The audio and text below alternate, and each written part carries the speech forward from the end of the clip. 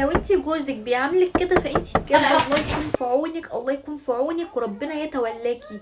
الست دي شوفوا جوزها مكشر ازاي وهي مكشره ازاي. قامت من النوم مخضوضه، اقسم بالله مخضوضه علشان تحضر له الاكل بسرعه. هو حتى يعني ما سلمش عليها، هو ما في عندوش اوبشن السلام، هو جه هو خبط، هي قامت فتحت دخلت على المطبخ على طول.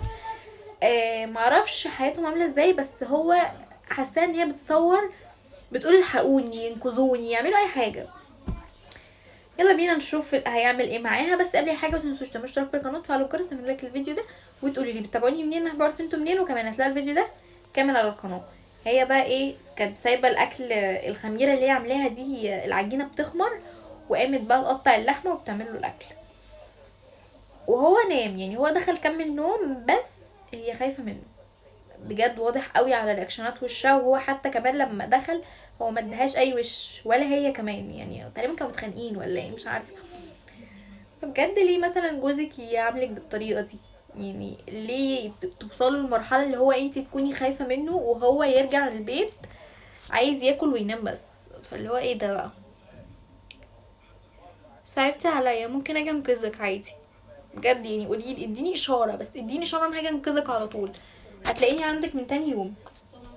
بقى دخلت تغسل وشها وتظبط نفسها علشان ايه، ما يلاش بقى يتخانق معايا بقى ايه وشك ده وايه شكلك ده. انتوا عارفين الرجاله عامه بيبقوا عاملين ازاي، بيبقى رياكشناتهم عامله ازاي. بتعملي ايه؟ استنوا عايزه، اسمها ايه؟ اسمها ايه يا جماعه؟ نسيت اسمها. لا مش هي. ماشي. هي بتعمل عجينه كده برص عليه بالصحي. بصي كل كشري كشري كشري، ايه ده؟ انت كشري ليه كده بجد يا اخويا؟ اضحك، الدنيا مش هتديك حاجه ولا هتاخد حاجه من الدنيا. الله، طب ممكن ادوق؟ بس اللحمه تكون لحمه حلال. هو دخل ساعدك ولا خد ايه ولا بيعمل ايه؟ بصوا يعني هي كمان ما كانتش معاه، هي حطت له هو الاكل. انا اعرف ناس والله العظيم يعني مش بياكلوا.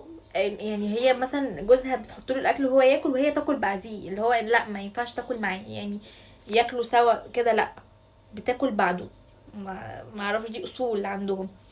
راح الشغل يا كوكو بتصحي عيالها. البنت نايمه بجد مش فيديو، لا باين عليها ان هي نايمه قوي. رايحه المدرسه. انتي بجد تعبتي قوي بجد، الله يكون في عونك والله، بجد صعبتي عليا. انتي اكيد ما عندكيش راحه خالص. هو لسه الاكل موجود من امبارح؟ والله حقك يا بنتي تسيبيه اسبوع اللي انتي بتشوفيه. يا جماعه شكلها غلبانه قوي بجد. نضف مكان ما عملت. سيبكم كملوا الفيديو.